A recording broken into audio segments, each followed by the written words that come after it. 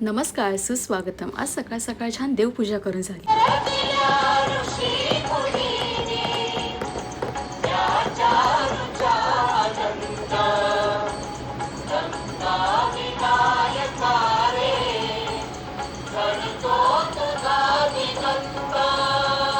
Mummy आणि भाऊसाठी गरमागरम omelette बनवलं आणि मम्मीने मला चपात्या करून दिल्या. त्याच्यामुळे मला ते काम थोडंसं इझी पडलं.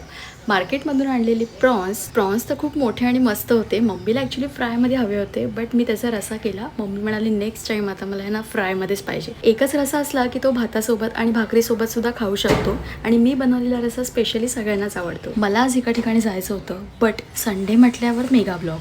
ट्रेन इतक्या लेट, त्याच्यामुळे मला आहे ना AC ट्रेनशिवाय ऑप्शनच नव्हता. एकतर बाहेर पाऊस आणि त्यात आतमध्ये एवढी थंडगार AC. झाला ना मग गारवा. या टॉपला झाली 3-3.5 वर्ष, तरी पण अजून आहे तसंच वाटतं, कारण मी जास्त यूजच करत नाही. मला खूप आवडतो.